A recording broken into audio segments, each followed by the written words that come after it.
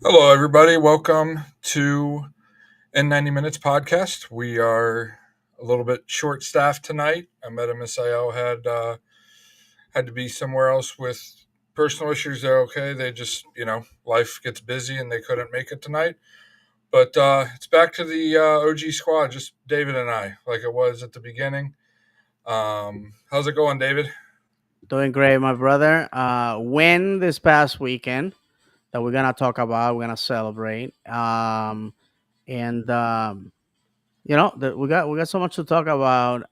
But the highlight is there was some reports that spaceship was flying over in Interco Stadium and abducted the Atlanta United fans. In fact, 200 of them went missing on the 60th minute. We're trying to help the authorities. So if you have any information, please get in contact with the Orlando Police Department. Because although some reports say that they saw a caravan of Atlanta United fans up I-75 North, but that hasn't been confirmed. But we'll be investigating. Definitely. It was a busy weekend for the club. All three teams were in effect or playing this weekend. Starting off Friday with the Orlando Pride. David, I know you were traveling a lot the last 2 weeks. Were you able to? No, I wasn't able because I was traveling from South Florida, but I did heard that we came back from behind, Yeah, like we say in Spanish, la remontada. This is you love I love happy endings, and this is one of them, proving to what we already know. This team, they're champions, and you don't classify a champion when they win. You classify a champion when adversity hits them. So congratulations to the gals. Uh, they didn't play like female footballers. They play like footballers. Let's just be honest. These girls, and I say that respectfully. These women, they have nothing to envy anybody or be ashamed of. They play out there like their life depended on it, and that's all. If you're a fan, that's all you're asking for from your team. definitely. It was on Amazon Prime Video. Watched the first half of it, and I'm like, man, it's 2-0. We've never, knowing the history, a little bit of the history of the Pride and everything. I'm like, this team's never came back from 2-0 down, and then you know, I have, and then I was still following along on Foot Mob. I saw them score one. I'm like, oh, cool. And then I saw them score the second one, and I'm like, well, got to turn it back on now. And then, sure enough, there was the own goal to win it. So the goal scorers were your usual suspects, Marta and Barbara Banda. However, Carson Pickett picked up the star of the match.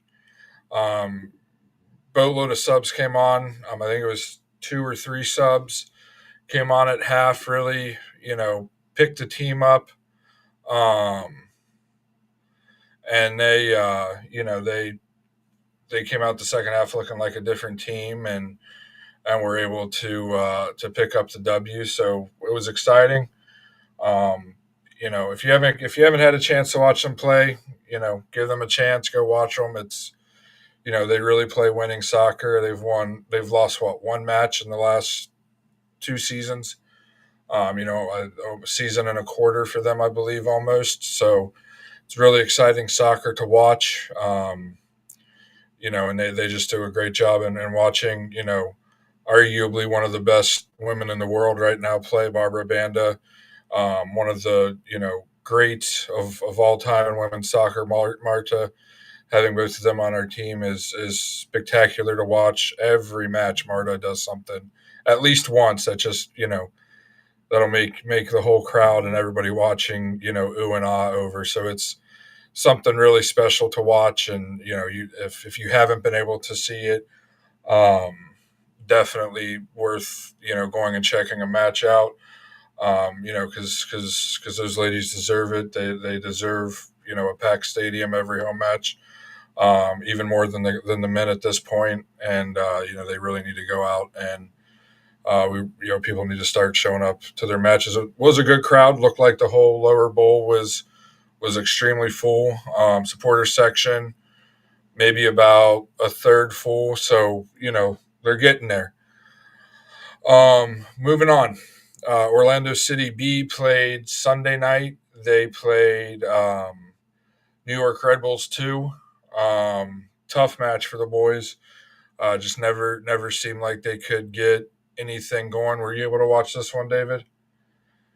I was able to watch 60 minutes of it. Unfortunately, I had to do something with my kids because being a parent is a full time job, as you know, and it won't wait for football.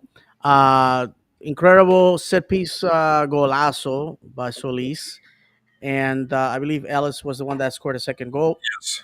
Um, you know, this I gotta say it.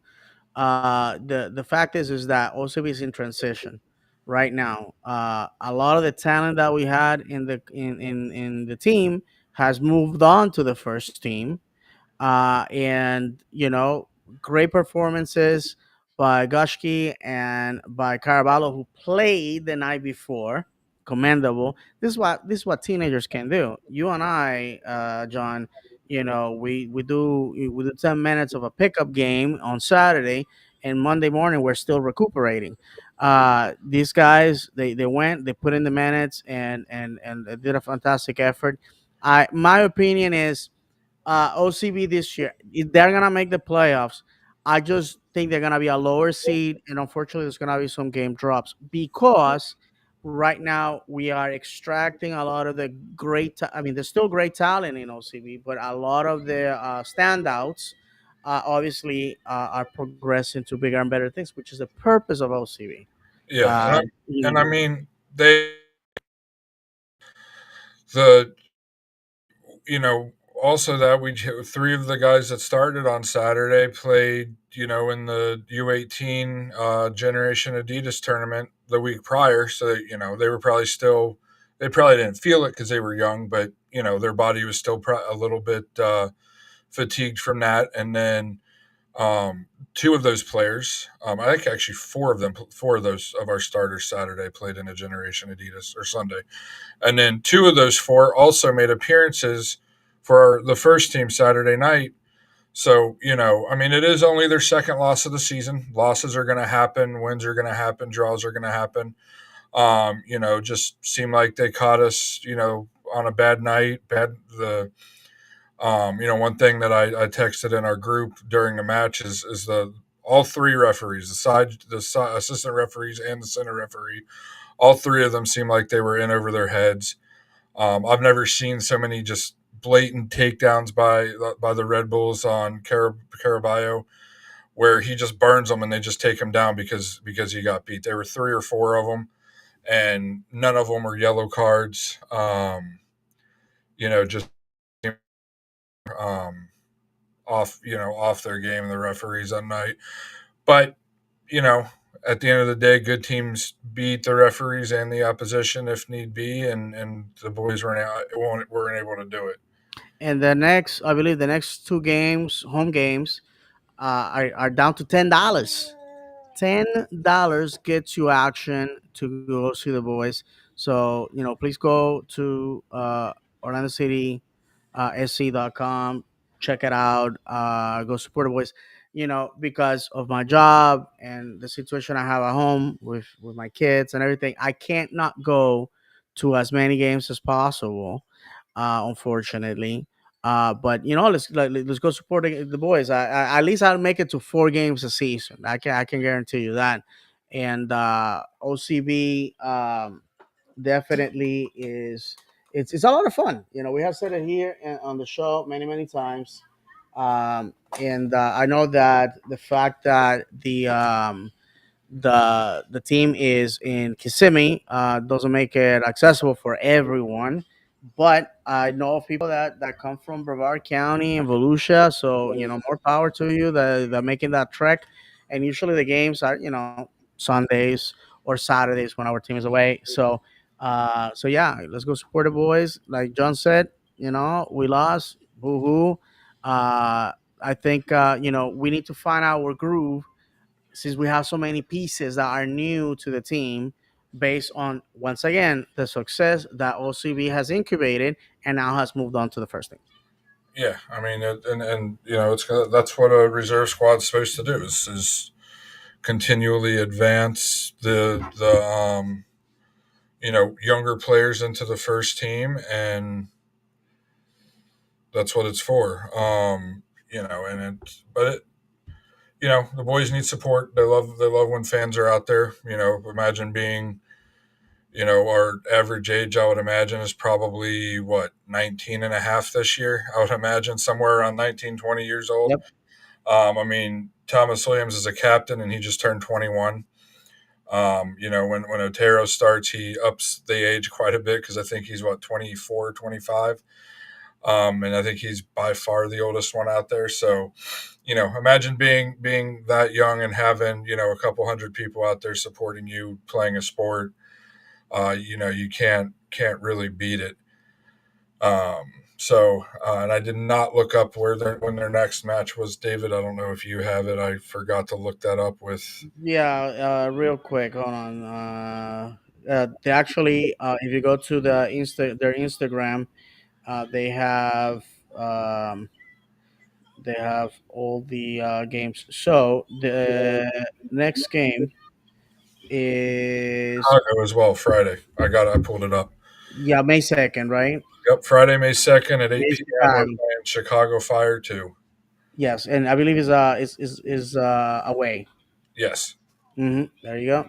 And so after that, we have May 17th at home versus Miami, and that game is gonna be $10, and the next one after that is Chattanooga on June 1st. So again, let's go support the guys. And like I said, one of the cool things, and I'm gonna blow our own horn here, John, is that you, myself, Ahmed, we've been going to the games, we've been experiencing this young talent. So when we see Taifi, Williams, gosh, all these guys, Caraballo in the first thing, to us is like putting on an old shoe. You know what I mean? Because we have seen what these guys are capable of doing, and no surprise to any of us because we have been going to OCB supporting the guys.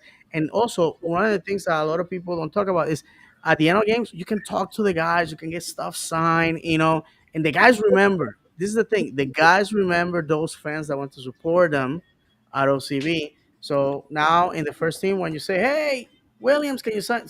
He comes over. He knows. He's like, "Hey, an old friend. Let me go ahead. The guy that supported me when I was in the hustle trying to get to the first team." So that's, to me, it's a pro Yeah, tip. don't forget Alex Freeman last year, man. Watching him absolutely dominate other teams. We're gonna talk about that young man, so I don't want to get Yeah. ahead of myself. No, I'm just saying, you brought up some young guys, and he's another one that we watched, for the last 2 years, be on Absolutely, Orlando City B and progress every year. absolutely. Alex Freeman. Not to get ahead of ourselves because now we're gonna dive into. Yeah, we'll get there, David. No worries Yeah, about that. One thing I did forget to bring up on our intro is our social media. Don't forget you can follow us on Facebook, X, Instagram, TikTok, Twitch, Blue Sky, at in 90 Minutes Podcast. And then we're also live on Facebook, YouTube, Twitch, X, and I could not figure out Instagram tonight. So we're usually live on Instagram. We're not tonight. And don't forget, if you have a comment away. We'll get to your comments. We'll touch on them. We'll you know sometimes it starts a whole rabbit hole we'll go down, and we can you can really interact with us that way. We enjoy reading hmm your comments from everybody. So you know, bring on the comments whether you agree with us or not. We'll go there. yeah. The issue with Instagram, it seems like, is a problem with Instagram, not us. So Yes, just to let you know, but Ahmed's safe Ahmed's way been of handling finding the us text out is stuff, and Twitter. Go ahead. Ahmed's been handling the tech stuff, and I had to fill in kind of with an hour notice and was trying to fidget around with it and couldn't figure it out. But moving on, let's hit on some news around the league, David. Oh, Um, before yeah, yeah, sure. I was gonna. I thought you were gonna touch about the promotions within the club, but I'll hit that next. I'll hit yeah, that yeah, next. for sure. I'll hit that Please. next. So yeah, we do have some news around the league, just general things coming up. Everybody, don't forget. Next week we do have the U.S. Open Cup match against our ugly step sibling to the southwest of us in Tampa. I'm sure tickets are still available. They can't even get 7,000 fans out to their games, let alone on a Wednesday night. So if we could get as many Orlando City fans out there, they are available to purchase. I don't think any restrictions are on them on the Rowdies website. So if we could get a couple thousand of us out there to make it really feel like a home match for the boys that'll be playing, that'd be awesome. You get to experience an away day with the boys. It's something that a lot of people, what we rarely get the opportunity to have is an away day where we can just kind of, it doesn't take a whole day to drive there and back. It's a 2 hour drive to St. Petersburg. Be there for the match. You should be home by 11:30 midnight, and it's not too terribly bad of a night. So get your If you tickets. can go, go. Yeah, Some and of us can't. yeah, Please do. and while we're on the subject, I do want to hand it out to Iron Lion Firm. I know in the past we've had I've had my gripes with them with all both supporter groups. David's had his run-ins with them, but one thing I really want to bring up, and I put it on my personal X account, is hats off to Iron Lion Firm making available tickets to the general public. They gave their members about 24 hours to purchase tickets and then released them to the general public. And I believe those sold out in less than 24 hours. So their whole allotment only took about 48 hours to sell out. And David, if I'm wrong, tell me, but I believe No, me and no. David share the same opinion on this. Absolutely, That's what a absolutely. supporters group is supposed to be there for, is an outreach of the club, pick up in the places the club, either can't or is unwilling to. And I believe in this situation, they were not allowed to. So, the ILF picked up the slack, made a bunch of tickets available for people to, have that presence at an away match that's close to home.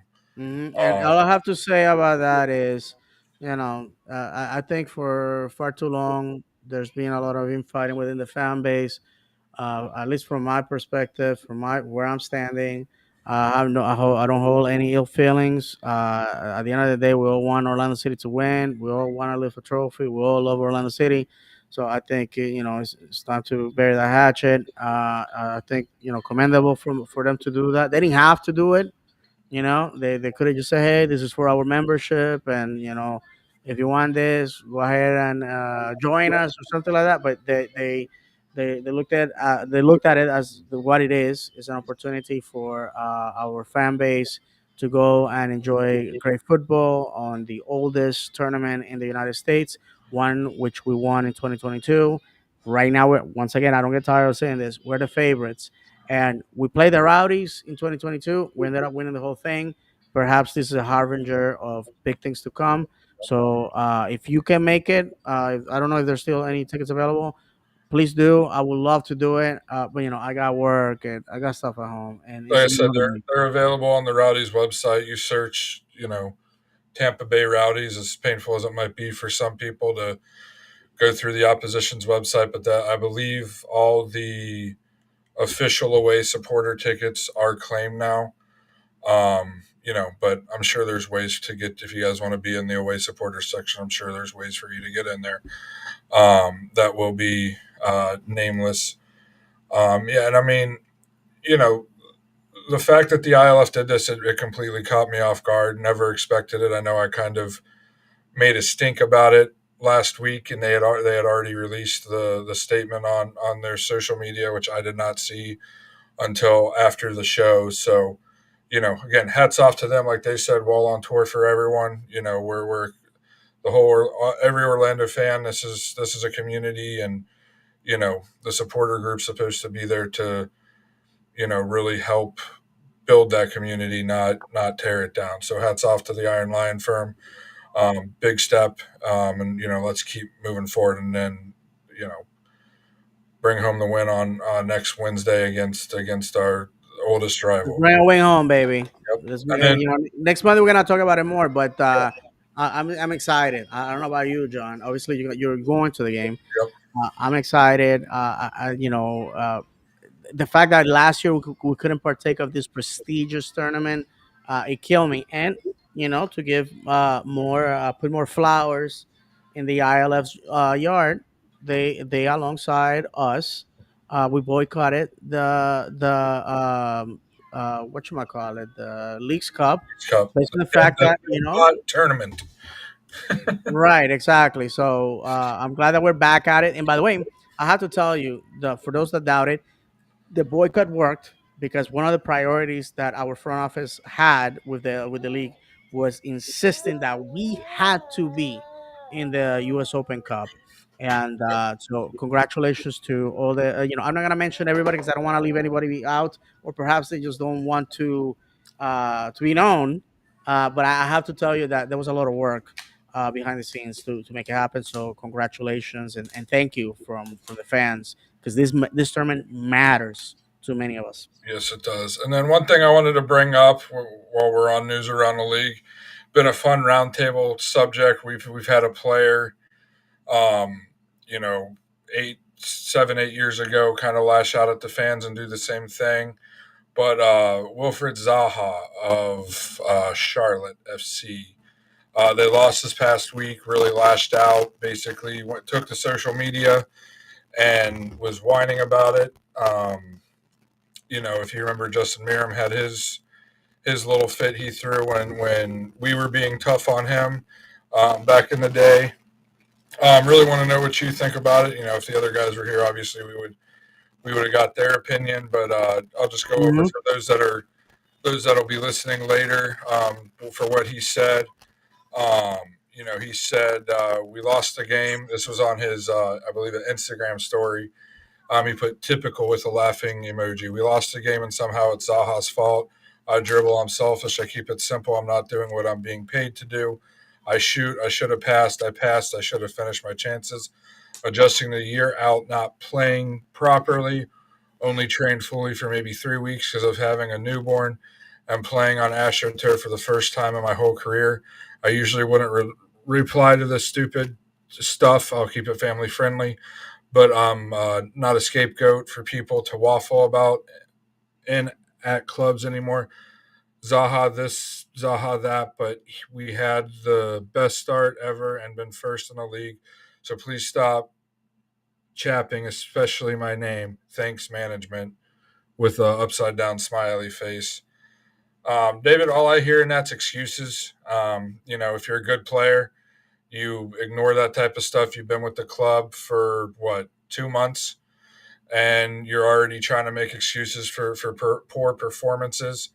You're an expensive transfer. You're going to be, you're, I believe, the most expensive transfer in the club's history and Charlotte's, and you're out there making excuses for a bad performance. What's your take on what he said? Well, I feel touched when he said dealing with a newborn. We all know how that feels like. So I get it. You're tired. You just want to sleep, and that baby doesn't give a crap what you have to do in the morning. He never Uh, said anything about dealing with a newborn. Oh yeah, he did. Sorry. Yeah, yeah, he did. So, Sorry. yeah, man. So, John and myself, fathers at the end of the day, and if the guys were here, they will tell you it's just difficult. It's really difficult. So, I get that part. I get one of the things that I have said many times in shows throughout the years is that inside the jersey there's a person. It's not like game's over and we grab that player and we put him in the pantry like in those uh English muffin commercials, Uh, we don't put them in a pantry and lock them in there until game day next week. They have people that have problems, that have situations. We have a very young squad, so there's many other guys with toddlers and newborns and and preschoolers, and kids get sick, kids have problems. Most of these guys are not from the U.S., so you're dealing with spouses that have language barriers, have to navigate situations. So I get all that about the player, and also in MLS you could be traded at any moment. So you also have that uncertainty that, hey, I gotta at the drop of a hat move cross country to a new team, take my kids out of school, sell the house, all that. So I get all that. I think personally, the situation is a player that is listening to social media. You shouldn't. After losses, some people are gonna go hard, especially since it's a new team. There's a lot of people new to the sport, new to the league in Charlotte, and they are going to lash out. Like the expectation that you should win every single time is not feasible. It's not feasible. I have followed powerhouses in their leagues, and I have followed teams that are struggling over the years. Football is peaks and valleys. Football is misery interrupted by brief moments of happiness. That's what it is. That's why we keep saying, if you want instant gratification, football is not for you. This is not for you. Pick a different hobby, a different sport. This is not it, guys. This is not it. So, with that said, me going on social media and attacking somebody for the sake of it is vicious, and that's why you don't pay attention to social media. In fact, Oscar Pareja, not this year, but last year, he mentioned he doesn't look at social media because he knows when things are rough, if I go there, what I'm gonna get is exactly what I'm looking for. And he has told his kids and family, do not look at that, because it's gonna make you upset. It's gonna make you sad because you love me. And when people go, hey, I want you out, I want you fired, get out of here, it's gonna hurt your feelings. And so he said it's part of the game. And in fact, this year when I asked him about it, he said, "Listen, now you have Twitter and all this other stuff." Well, I remember was being a 10-year-old and my dad going to town on the coach of my local club back in Colombia, and he said a lot of mean things. I can't even repeat here because they were vile, they were vicious.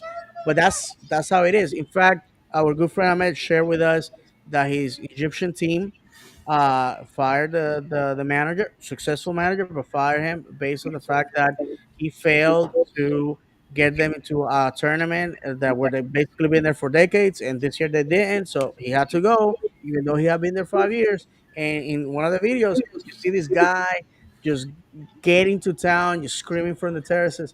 That's part of life. Professional sports has always been. It will never go away. And to finish, I think that for this player, the best thing is stay away from social media. I guarantee you, you win the next 3 games in a row, you go back in there, people are gonna be singing praises about you. Yep. And the other thing is he's making millions of dollars a year. David, when you had newborns, or when your adopted daughter first came along and she was really young, we still had to show up for work. We still had to do a good job, and we weren't allowed to take just a day off because we were tired or didn't feel like it. We had to still show up and get our job done. So trying to blame it on having a newborn to me is soft, and again, it's trying to find a scapegoat for a poor performance. But let's move on. Some positive stuff. Positive news items have been happening with our club. The last several weeks. Mid last week, the club announced that they promoted Luis Musi to senior advisor to ownership, and the global soccer ventures. That doesn't say what it is there. And then Ricardo was promoted to general manager and sporting director.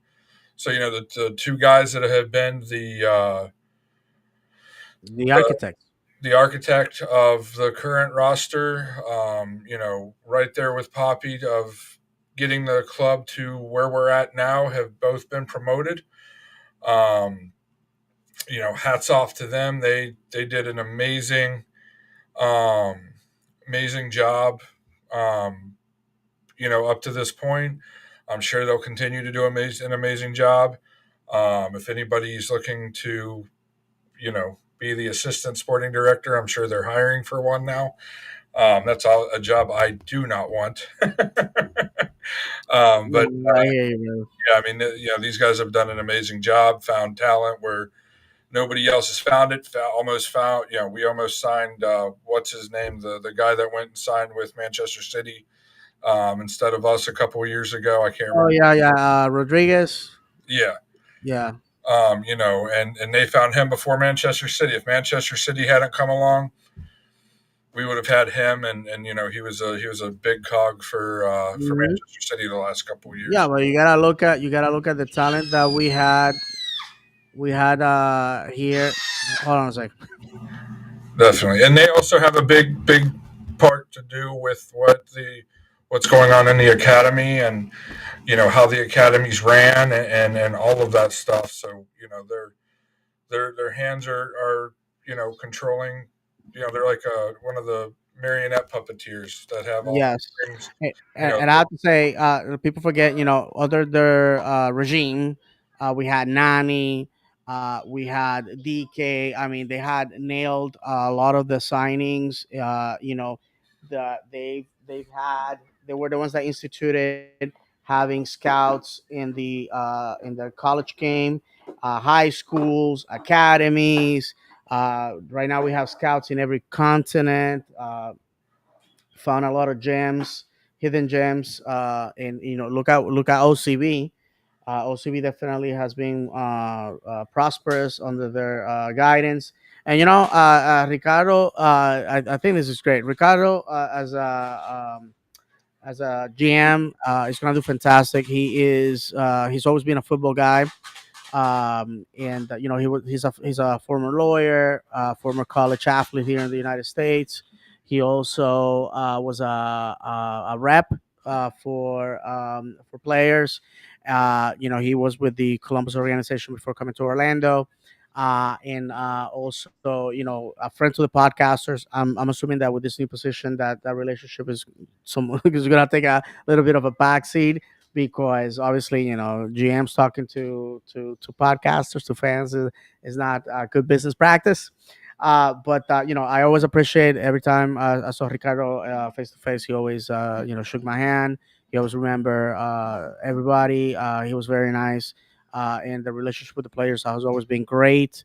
And definitely, that counts, because I remember Facundo's dad telling me that it was what set Orlando City apart was the fact that they sold a family project rather than just come play for me, and it changed their lives, and that family has nothing but praises to sing about Orlando City.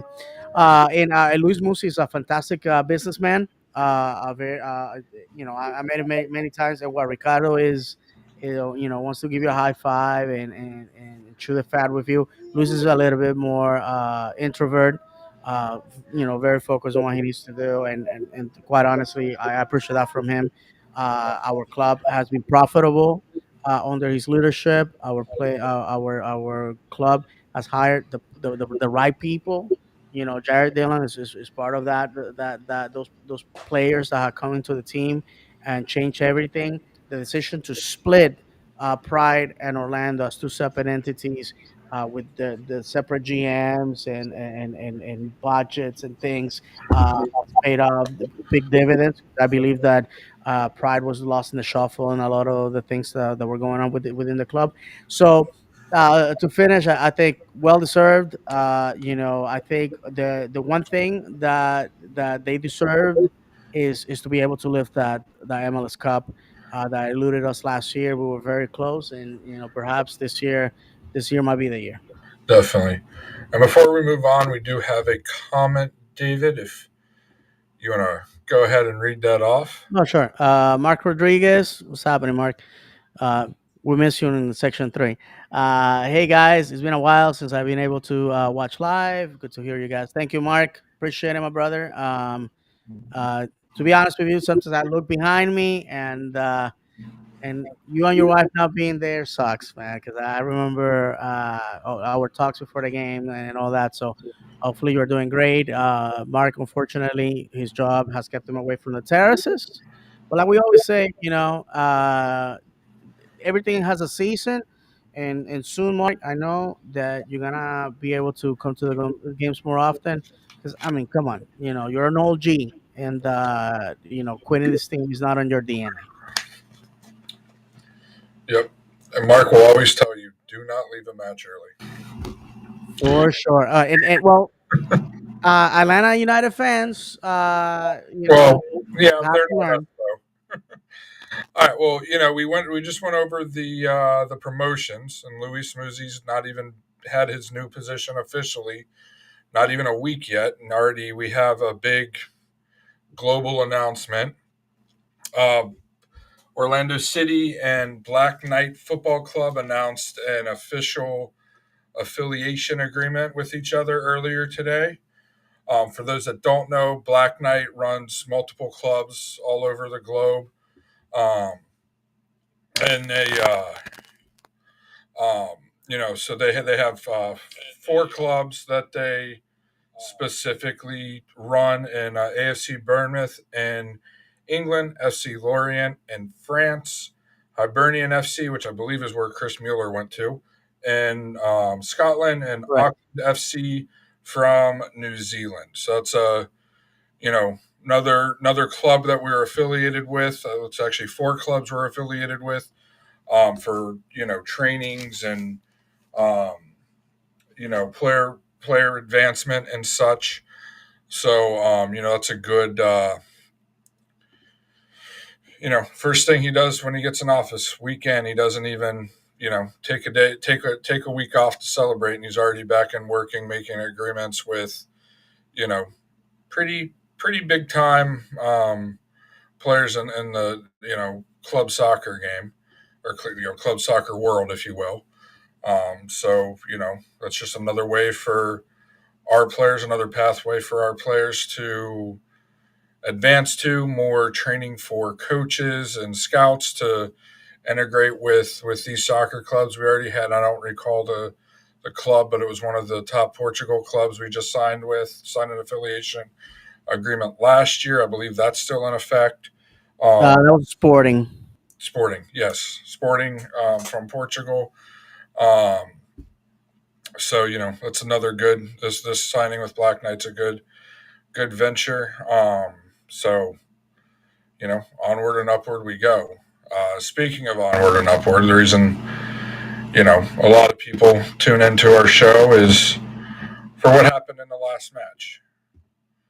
Last match we played our bitter It was a rival beat down. It was a bloodbath. Atlanta United.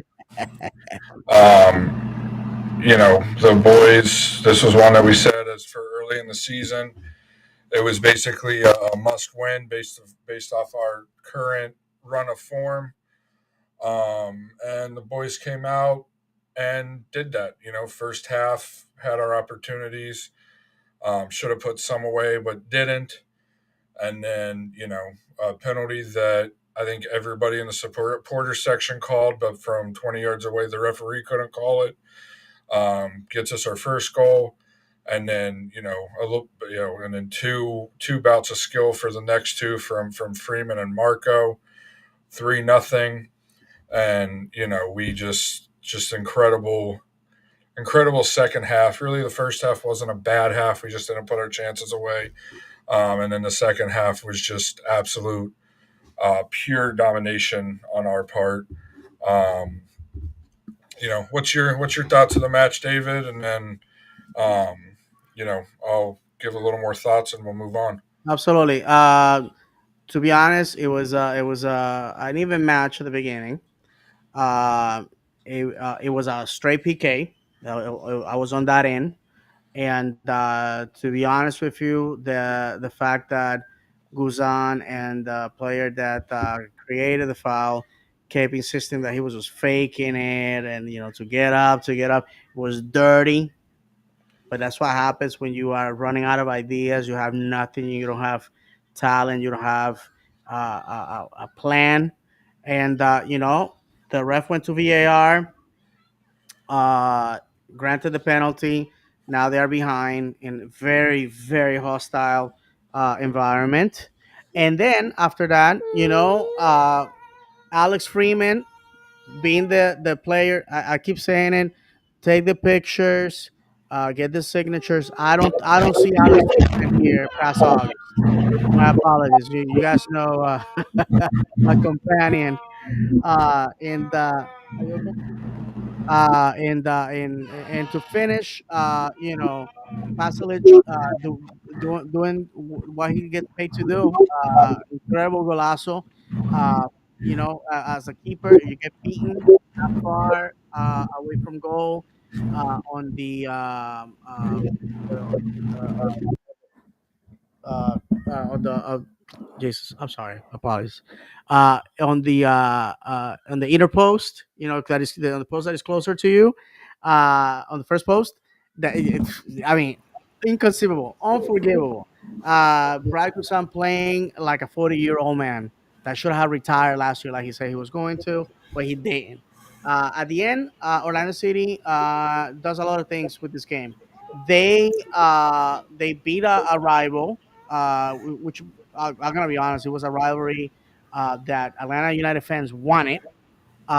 They loved it when they were winning, and now that they're losing, they're crying to security. Please don't tell them to chant "If Atlanta" when they are the ones that when we play them at their house, they love to say "F you Orlando." Right, right, right. So I said in 2018, I said in 2019, football it doesn't exist. The words forever and never do not exist.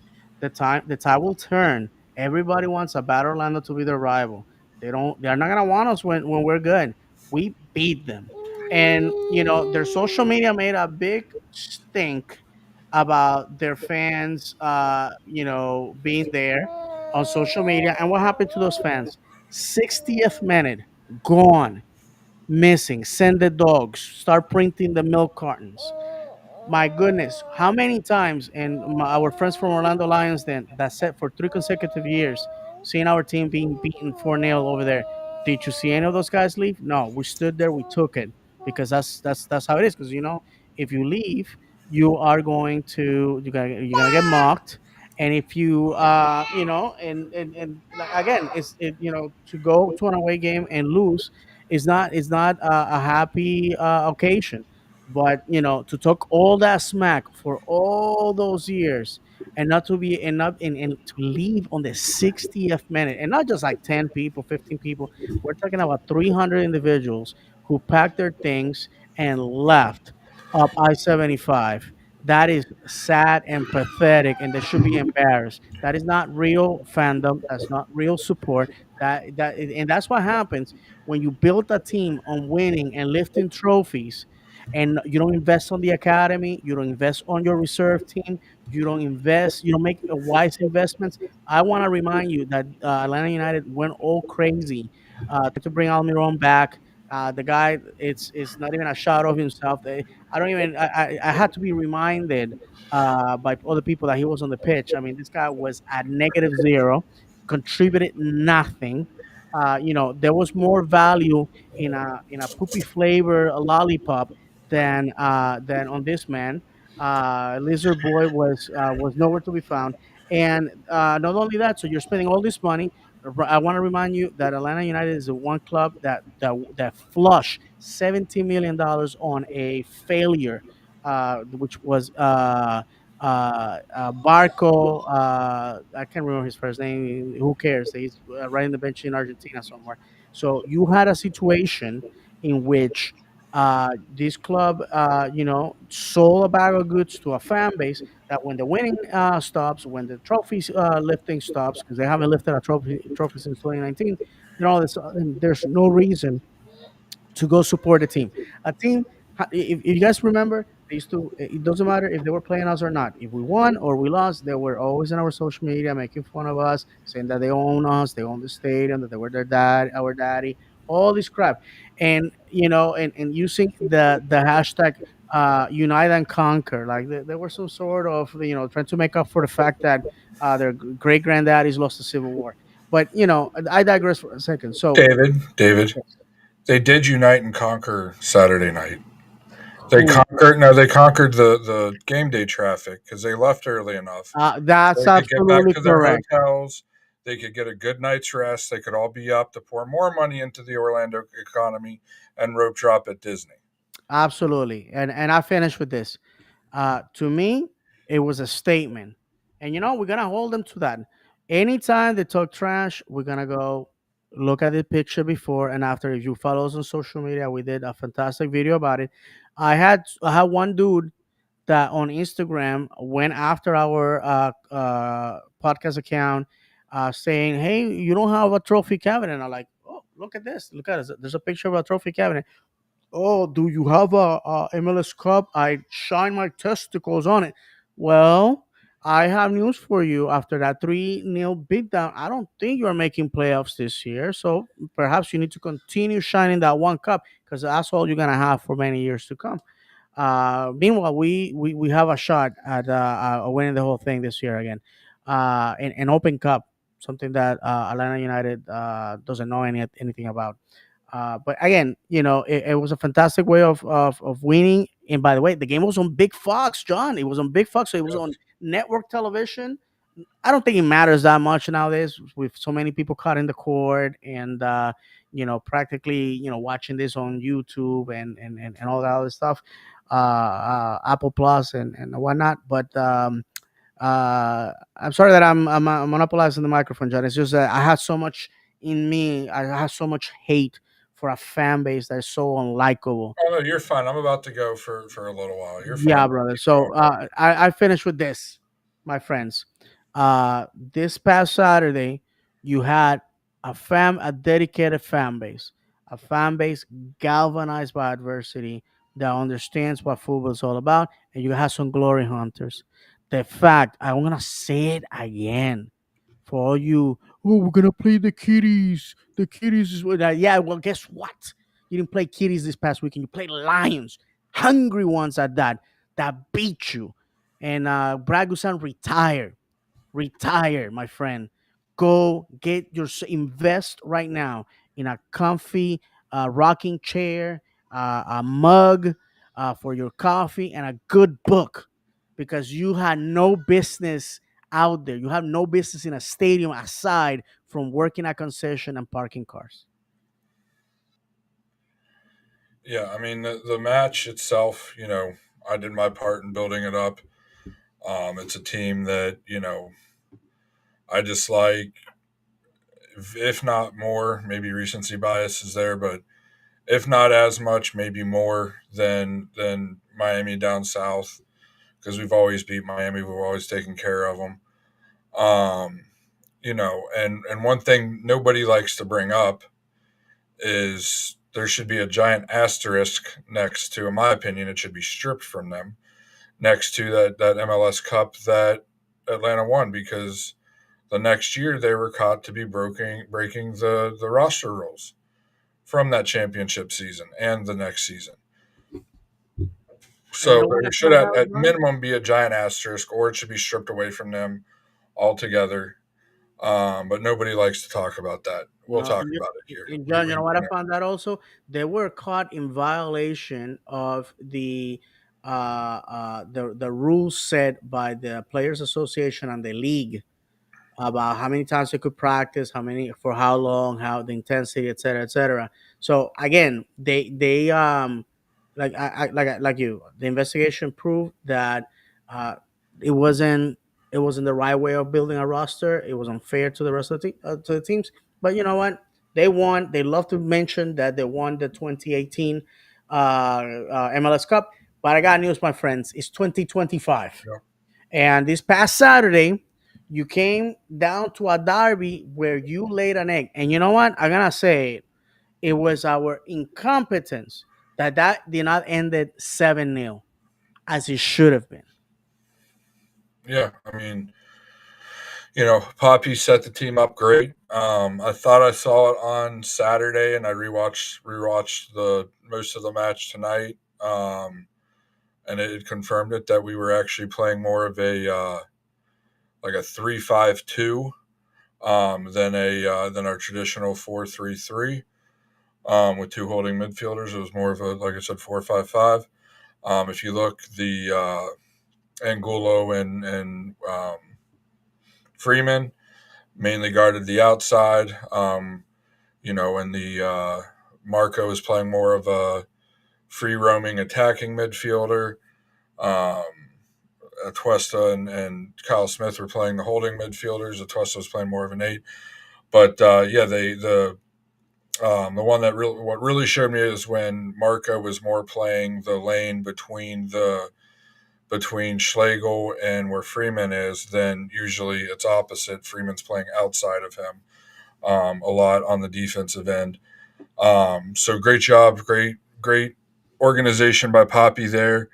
Angulo, as bad as he's been this year on the attacking end and the lack of effort and everything, I thought he showed effort on Saturday, saved us multiple times on the defensive end. Showed a little bit of hustle there to get back and recover. Good to see Duncan back in the lineup, opening up those spaces for people like he does. Unfortunate he didn't get a goal. He takes that shot a touch earlier. He puts it in the side net. Kyle Smith, had an opportunity for a goal, just hit it with the wrong foot. Um, Muriel had several chances. Marco had several chances. Tuesta had a beautiful chance for a goal late that I think you give him that shot 10 times, he makes 9 of them. I'm telling you, I don't know, maybe his match fitness isn't quite there yet or something, but he usually hits it. Angulo had several shots that just, didn't, he just barely missed hit. Attacking wise, it was a great match. In my opinion, it was a great match. Defensively, absolutely great match. The boys, you know, another, what's that, 4 straight games without giving up a goal, which we'll get to that a little in a minute. But, our star of the match was Marco. He had a goal and an assist, just absolute, just baller out there. I so happy that, I said it at the beginning of the year. He may not be as good as Facundo, but he's exactly what this team's needed. Somebody that's going to take the ball and push it forward. Something that we always yelled when Facundo got the ball. Facundo seemed to, always habitually turn and pass it backwards. Marco seems to habitually turn and push it forwards, sometimes to a fault. But when you're an attacking player, that's what you're paid to do, is attack and push the ball down the team's throat. And then we also had 2 players in the match day, Marco and Alex Freeman. Like David said, take your pill. Oh, I didn't put them up there. My bad. Um, and Alex Freeman is not going to be here long, folks. I mean, there's already people talking about he's ready for Europe. He shows the speed. Yeah, I mean, there was a moment in the match where he got bodied by 3 guys separately. One guy bodied him, shrugged it off. Another guy bodied him, shrugged him off. And then he took off, and another guy bodied him. Just absolute amazing strength on his part. He's showing all the tools you hope to see in a young player come up here in academy. He's a right back that's scoring goals, getting assists, pushing the ball forward, making recoveries, making tackles, making making the blocks on clearances, getting back in transition. We're really lucky to have him right now. It's getting to the point with how he's playing, even without the goals, with how he's playing, that he may not be here. It wouldn't be outside of the realm of thinking that he could be picked up this July transfer window from a good team, a high level team in Europe that that might play him. I'm not saying he'll go to a Liverpool or an Arsenal, but I could see him going to, somebody on the mid table, lower table, in the Premier League, or somebody in the Bundesliga. Teams like that. He's just, I've been thoroughly impressed with him. We brought it up earlier about Freeman, that he, we watched him play in OCB last year and the year before, and just he never did I think he would go out and dominate on the senior team like he has this year. I thought he'd do well. Never did I think he would do this well.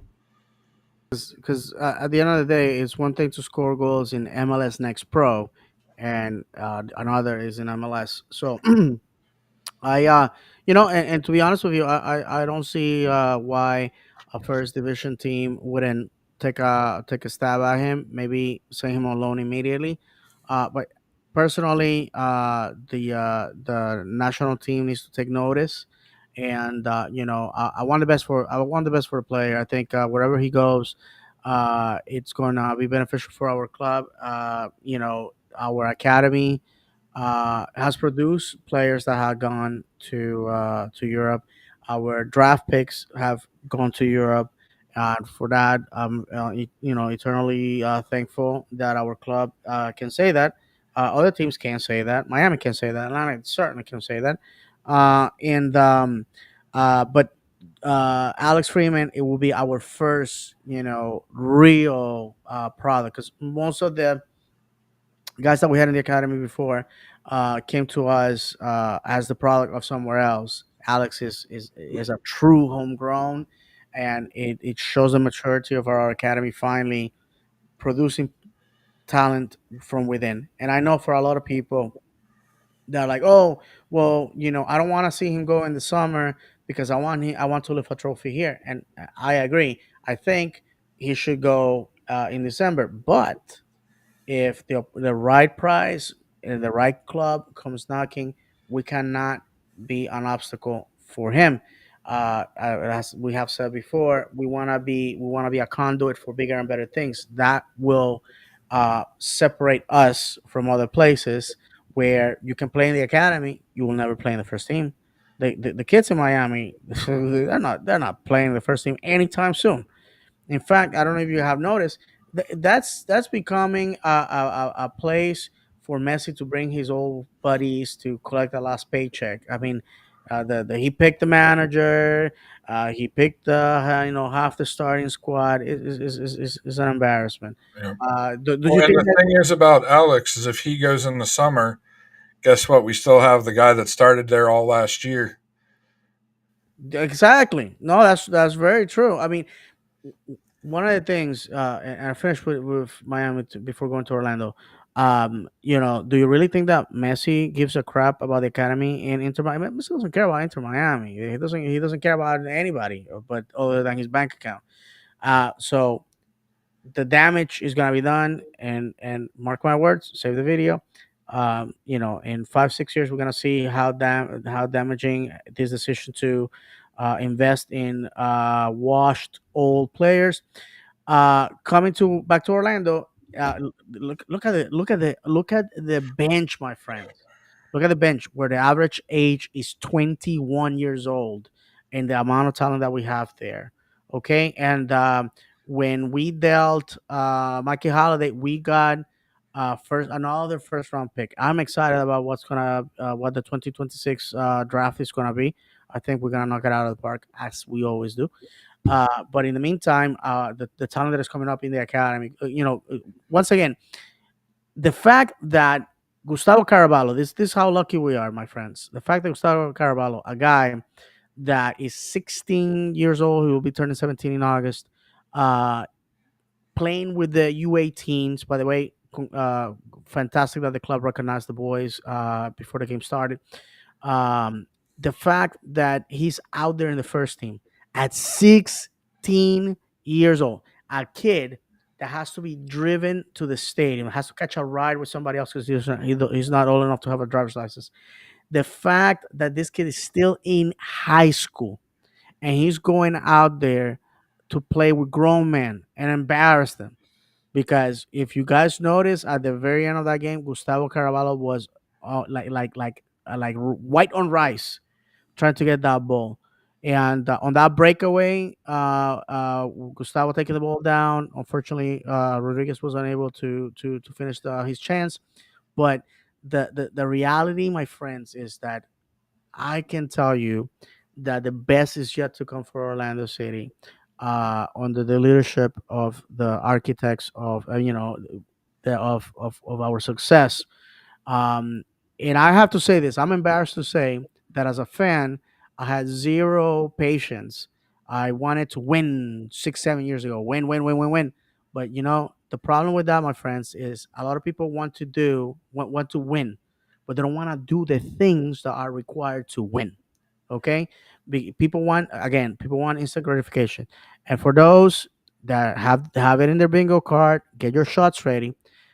Yesterday, Sunday, I watched my team, Stevenage in England, closing their home campaign. They still have another game against Bolton, the team of our good friend Tom Lord.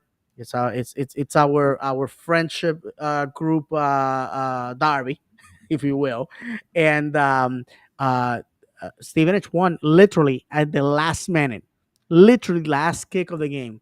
And what happened? People left. We say, don't never, Mark, never leave early. People left, and my good friends on the mic, Dean and Stu, they were like, Steve. I'm sorry. They were like, yo, imagine those people in the parking lot, the car park, beating themselves up at the fact that they left before before the game was over. Listen, football is like that, cruel and unpredictable. So yeah, I think around the city is in the right direction, and the best is yet to come. And there's like everything. There's people that quit on Orlando City. They didn't have the fortitude. They didn't have the stamina. And they'll come back. I think, John, I don't know about you, but we had a good attendance for a Saturday, especially when we have playoffs for the Magic, playoffs for the Solar Bears. We had Pride playing at home on Friday, or OCB playing at home on Sunday. I mean, there was a lot of offerings for sports, and we live in a time where you have to be strategic where you spend your money. So I get it. I think it was a nice attendance, and as far as the Atlanta Disappearance Act, it was beautiful. Yeah. I can't get enough of it. Yeah, I mean the crowd was definitely into it. It was. I would have liked to seen it more crowded. A match like that. I mean, I want to see every match sold out, but especially against especially a derby match, a match against one of our oldest rivals in the league. Um, I would have liked to seen it a little more crowded, but we don't have control over that. People were into it. I thought the wall was right there. Unfortunately, there was no typho again, but that's not something that I had me or anybody I know has any control over. So overall, I thought it was a great day, fun match. Wish my family could have been there. They're visiting family, so I went by myself. Still had a fun time. Still was great to watch the boys. Great to see a win. Great to see a shutout. Um, and actually, speaking of shutout, it was actually set a club record 436 consecutive minutes without conceding a goal.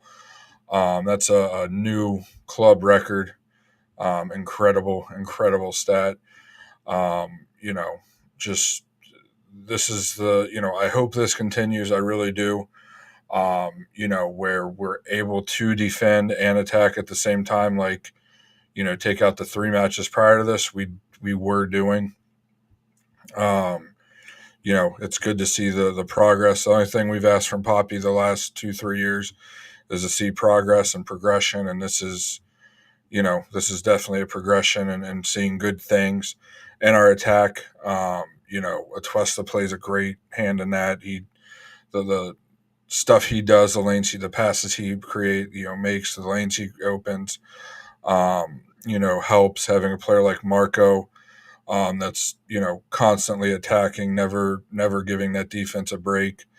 Muriel, I thought, he's somebody that I've been hard on. I thought he had an acceptable performance on Saturday. Um, at least we know he can score penalty kicks. But he still had a quality match. It was him and Angulo working on that left side was honestly at times a thing of beauty. The way they were knocking the ball back and forth, and then you mixed the Tuesta in there, and It was absolutely stunning. Um, you know, but one interesting thing that somebody did bring up to me about the consecutive minutes without conceding a goal. And I'm going to bring this up now, David, because I'm going to ask you. I don't remember if I went over it with you or not, but who do you think this is? Our last four matches. Whose minutes and foot mob rating do you think that is? I can barely see it because Okay. it's too small. So I'll just say it. So against Philadelphia, this individual played 90 minutes, had a 7.1 rating. Against Red Bulls, 90 minutes, 7.3.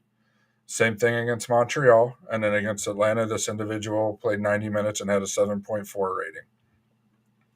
Luis Muriel, No, Pasalic.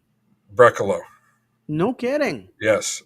Ever since Brecalo's been starting with Schlegel, that's the caveat, with Schlegel, this team's given up 0 goals. And that started in the LA match when he had 24 minutes. Wow. Well, now that you mentioned that, we got stats for guys that like stats, and So most players. I thought that was a real interesting tidbit that a friend of the show brought up to me um, on Sunday, and never even thought to look at that. But that No, listen, brother, this is gonna be more shocking to you. Most clearances made in 2025 in the MLS regular season. Who comes at number two with 630 minutes? Nothing, nobody but the madman himself, Rodrigo Schlegel, with 20 clearances. He only comes at second because the top dog, Minnesota United's Morris Duggan, has the same amount, but in 100 minutes less. So Schlegel, the only thing that he's missing is a broom and a dustpan to collect balls. On top of that, the man from Croatia, the Dalmatian, Marco Pasalic, became the fourth player in club history to record at least 7 goal contributions in his first 10 matches with the team, joining Nani with 9, Dom Dwyer with 7, and Daryl Dike with 7. That's fantastic company to be with. And the fact is, my good friends, that our team definitely, it seems like the guys are motivated. Straight four straight shootouts, which is a club record. And like John said, over 400 minutes without conceding a goal, which is incredible. And we should be 436 minutes to be exact. I think as we go on the road for this next game, food for thought. To conclude with the at least from my from for me about Atlanta, it was overdue. It's the performance that we wish we would have had back in 2018. Took a few years, but the reality is that these are statement wins to shut people up. Because I know a lot of you, me included, I'm the guiltiest person on this. We love to dunk on people on social media with gotcha moments and with smoking guns. But the reality is that Luis Musi and Ricardo Moreira have been saying it since 2019. Trust the process. We gotta be patient. We gotta be methodical. And there's people like myself screaming, "No, it needs to be now. Look at this other team. They won it. They year two. This that." But at the end of the day, if you rush things, they are done hastily, and then they're not gonna withstand when the pressure comes in, when the winds, when the storms come through. And so I have to give it to Oscar. Oscar had the Midas touch with the Dallas Academy that years after his departure, still producing incredible talent. Because when you're talented, when you are a people person, when you are respected in the league and your industry, these are the results that you're gonna get. So Atlanta, we should be seeing you soon in at your home, and that's, my friend, that's where I hope that we bury them, and that Brad Gusan is giving his walking papers. one last thing about this. To me, as a Maccabi Haifa fan, breaks my heart to see Josh Cohen being a backup.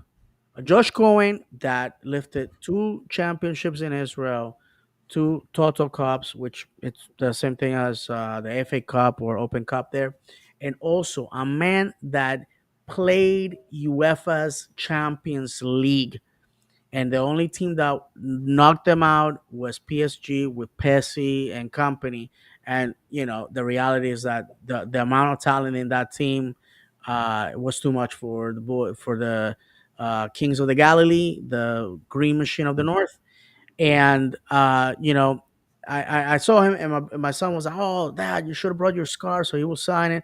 But I thought it was improper. I People are not gonna know that he's a former player of a team that I follow. They're just gonna say, "Oh, he's an Atlanta United fan. Why this guy is doing that or whatever." But personally, Atlanta United, if I were them, I will put Josh Cohen. I'll sit down Brad Guzan. But it's asking. It's like trying to squeeze blood from a rock. So yeah, I just think that right now that team has no purpose. I I I think that probably at the end of the year they'll be firing their manager again. And because when you have a fan base built on expectations that are unattainable, then this is what happens. Yep. Yeah, I mean, about Schlegel, we will get to the comments in a second. But I did notice a couple things, just quick note, a couple things that he did Saturday that were out of his norm to do as far as being a little less aggressive. One time in particular, I thought for sure he was going to challenge for a head ball. He was almost definitely going to either foul the guy or get beat, and he stayed back, let the guy make the mistake, and then Janssen ended up getting control of the ball, and we were going the other way. So that was surprising. But yeah, we do have a couple comments from our friend Serge Nash. Um, Serge says, "Evening guys, I'm late as usual, and Gulo is slowly becoming the weakest link." Um, he continues to say, "Guzan is done and cooked." And then red cards do change Schlegel with a masked winky face. Yeah, I mean I've been writing Angulo hard this whole season that he's got to be better. His end product has to be better for the position he plays. He's not a left back, unfortunately, even though he does very well at his winger position when it does come to the defensive end. And there is rumors out there of us potentially bringing in a new left winger. Um, that would be like for like a right-footed inverted winger.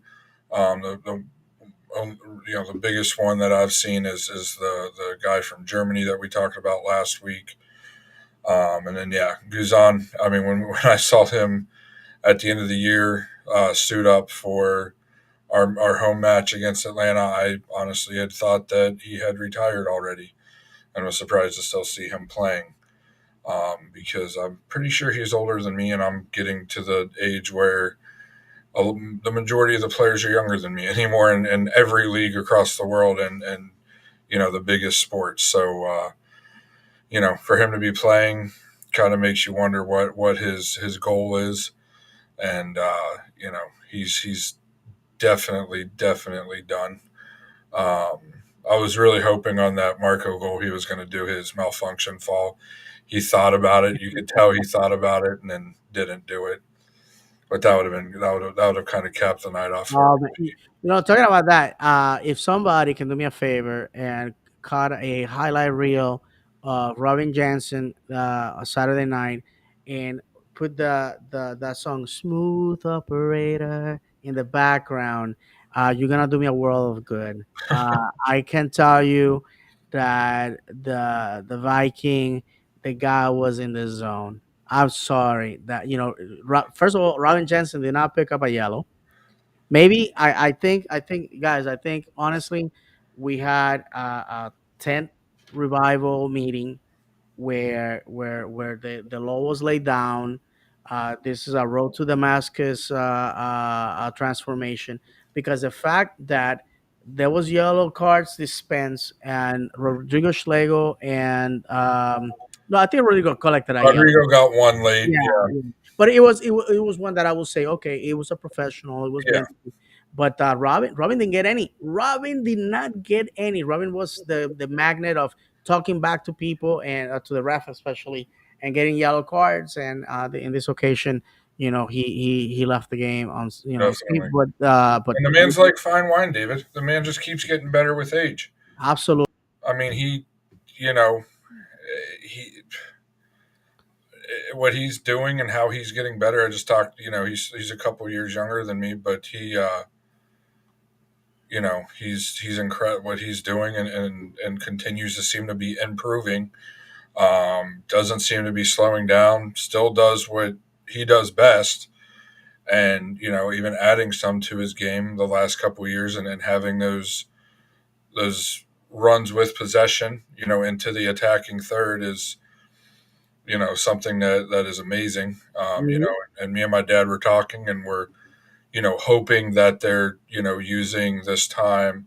We always talk about the youth coming up, this time for Robin to kind of be a mentor to you know one of our favorite players in the entire club, and Thomas Williams, and really prepping Thomas to take his spot when Janssen does eventually move on or retire or whatever. Because there's one, everybody says that there's one thing in sports that's undefeated, and it's father time. And unfortunately, for us and for Janssen, that time's coming. And I mean, you got to think, when Janssen came here, our defense was an absolute shambles, Absolutely, and he came here and really really became that centerpiece that you know is now the last four matches best in the league. Haven't given up a goal, and I find it ironic it's 436 minutes, since one of the main roads in Orlando and around Orlando is Cimarron Boulevard 436.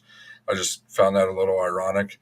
Um, but yeah, I mean, what his stories. I mean, it wouldn't surprise me if, when it's all said and done, somebody makes a movie out of him, because what was it, 2-3 years before he came to Orlando, he was working in a steel factory making horseshoes. horseshoe. Yeah, horseshoe fight, driving a forklift. Yeah, and kind of lived that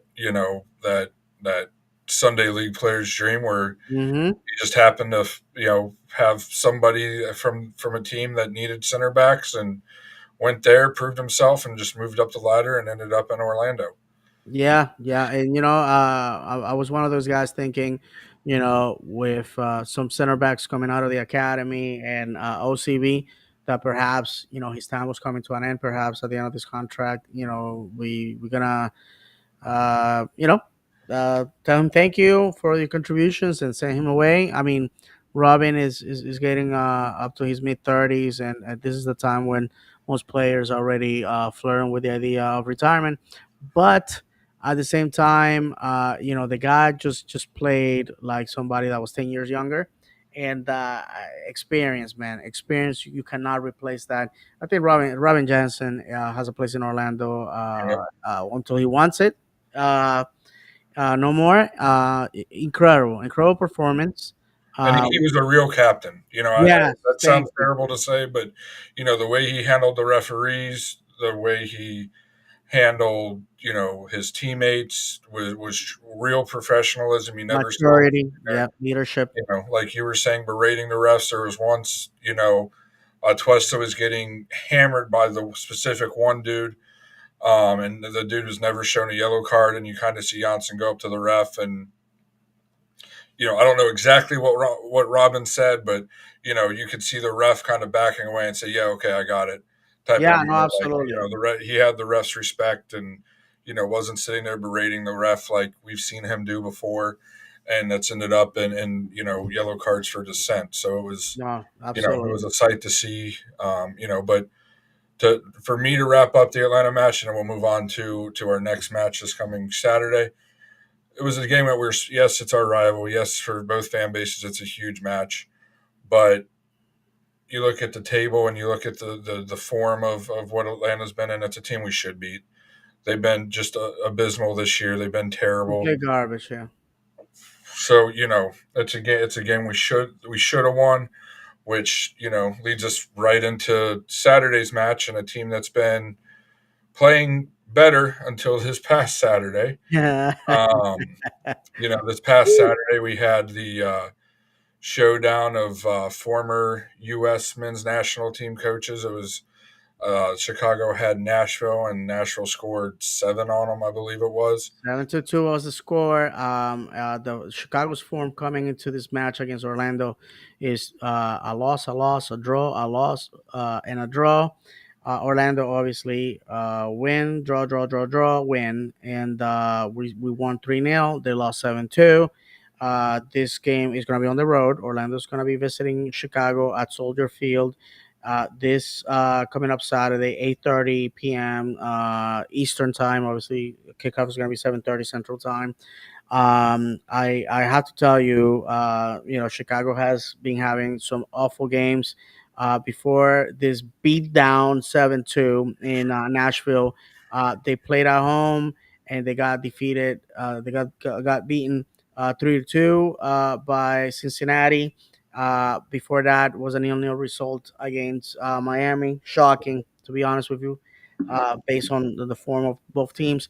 Red Bulls beat them 2-1 away in New Jersey, and then they had a 1-1 result with Montreal in what I consider the mediocrity derby.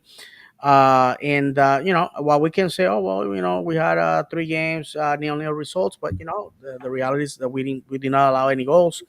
Uh, so how do we see this match? A team that allows tons of goals, scores very little, versus a team that scores a decent amount of goals and has not allowed goals in 4 games. It's gonna be interesting. I think, to be honest with you, I think this game ends 3-0. I think Chicago's no better than Atlanta. In fact, probably Atlanta has better talent, and that's what's going to end up happening. Chicago has been a bogey team for Orlando for many, many, many years. I think it's time to put them away from their misery. I think we just go, we say hello to Chris Mueller, and we smash him. That's basically what we have to do. As of right now, we're tied up on points with Nashville, who's ahead of us based on goal differential. Obviously, you're gonna be ahead of us once you nail 7 goals on your rival, and we haven't been able to score in 3 games. I think it's important to start climbing the table, and you never know, guys. We win a couple more games. We are undefeated in 7. We win a couple more games. You never know if we may end up second, even first. So that's how football is. You win, you add more points, and you get to the top of the table. And teams like Montreal, Atlanta, Chicago, the teams that are not gonna be making playoffs, you just gotta beat them. That's exactly what you need to do. And I hope that Oscar and the boys go out there, because my goal, if you follow us on social media, is one day to have that statue of Oscar outside in the stadium, in his classic pose, sitting on top of the cooler. Because I tell you what, Oscar delivers the MLS Cup to this fan base and wins Open Cup the same year. I don't know. It's time to start buying the bronze, to start building that statue. In my opinion, we said it even a couple years ago. He deserves it. There's a perfect place right inside Gate A where that eyesore of a palm tree is. Take that thing out, put a nice little 7-8 foot tall statue of Poppy sitting on the cooler, or him sitting there playing with the board from MLS's back. One of those two, put it up. And but yeah, I mean, Chicago, they started off winning three of their first 5, and then have been on bad form recently. Before their match this past Saturday, um, they were positive goal differential 16-15, giving up 7. Getting beat by 5, whether you give up 5 goals or 10 goals is going to kill your goal differential. Um, but they've scored just as many goals as we have. They've scored 18 goals. We've scored 18, but they have given up 10 more goals on the season. It's a match we should win. A couple weeks ago they were ahead of us in the table. They went on bad form, like David was saying. We've kind of been neutral one of our last five, and we've kind of stayed in the same place while they've dropped. We're six points out of first, but we're only 3 out of third. Well, there's 4 teams to jump, and depending on what happens Saturday, I'm just looking at the table here. If I don't know who's playing who, but if Nashville, Miami, and Charlotte, um, well, if Nashville and Miami lose, and we win, we'll jump both of them. On Nashville's tied with us on points. Miami's 2 points ahead with a match in hand. So as far as how I think it'll go Saturday, I think it'll be, you know, I honestly think Poppy may settle for a Poppy special with how Chicago's been scoring. Hmm. Especially with Duncan coming in the form. He's a striker that you can do that with because of his speed. I believe still on the year he has the fastest sprint speed of anybody on the team during a match at like 23.2 miles an hour or something ridiculous like that. Saturday was his first time playing a full match, and it showed with him, going down with a cramp. It seemed like in the what was it, the 61st or Hmm. 60th minute. So we'll see. I mean, I think we should be able to score goals against them. We've scored goals against everybody else. Um, and I really look forward to it being a win. I just hope we go out and compete and don't just sit back like you know Poppy's teams like to do in away games. But if they do, as long as we come out in the win, there won't be too much to complain about, and Yes. we'll go forward. We all know Berhalter likes to play out of the back and sit back a little bit more based on what he did with the national team. So it could be something that with our press and especially with Duncan up there with our speed up front, we could cause problems with them, just like we caused an abundance of problems. That's something I didn't bring up Hmm. was our press on Saturday. But if our press can look, that good, even a fraction of the time, we'll win a lot of games because we'll force the opposition into Absolutely. a lot of mistakes. Look at Marco's goal. That was forced because of the press. So you know, look forward to it. Always look forward to match day. Always Hmm. counting down the days until Saturday until I can watch the boys take the field again and hopefully bring home the 3 points. And to wrap it up, this Tuesday and Thursday, there's CONCACAF Champions, Miami against Vancouver at 8 p.m. Tomorrow. So we're recording this on a Monday. And then Thursday, we're going to have Cruz Azul against Tigres. For next Saturday, we have Atlanta playing Nashville on Big Fox. On top of that, 2:45 p.m. So uh, Atlanta gets the privilege of being smashed twice on national television. Then New England visiting Toronto, Philadelphia visiting Montreal. All these games at 4:30 for p.m. Eastern time for Toronto, New England. Then all these other games 7:30 East Coast time. Philadelphia at Montreal, Charlotte at Columbus, Colorado at DC, New York Red Bulls at Miami, Minnesota at Austin, Orlando, Chicago at 8:30. 9:15, you have Dallas at San Diego, RSL at Vancouver at 9:30. 10:30 is going to be Houston at LAFC, Portland at San Jose, Seattle at sorry, St. Louis at Seattle 10:30. And on Sunday, you have Cincinnati going to they at the baseball field over there in New York City at 3 p.m. And at 7, LA Galaxy at SKC. So, with that said, that will usher us um, into Tuesday of next week, where the U.S. Open Cup, the round of 32 start.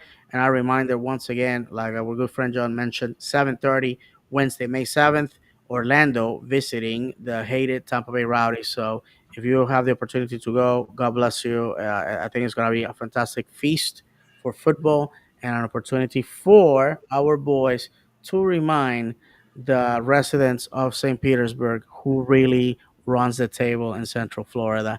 We have one more comment, John, and after that, I guess we will be on our way out. Yeah. Serge Nash said the East is tough. We must score as many as we can. Will be a huge factor. Absolutely. Absolutely. I mean, this league's a little bit different than a lot of others where they don't use the goal differential as the first tiebreaker, but it is definitely one of the tiebreakers. So it could be the difference between us hosting and having home field advantage versus not. And it's important to score goals. You can't win if you don't score. I'll let you sign us out because you remember the sayings and say them better than I do, David. All right, so I'm out of practice, so we'll see how it goes. First of all, I want to thank everybody that was watching us live. Obviously, the numbers have gone down a few since people are like, "Well, these guys are just saying goodbye now." So thank you very much to all those of you that are watched us live, all of you that are gonna watch us later on, and all of you that are gonna listen to us later. Reminding you that football is not played on grass, played on paper, but on grass. Football is cruel and unpredictable. Football is a panel talent and an ounce of luck. And if you have not cried over football for joy or anger, have you really football? For myself and for John, may God bless you. And as always, vamos, Orlando!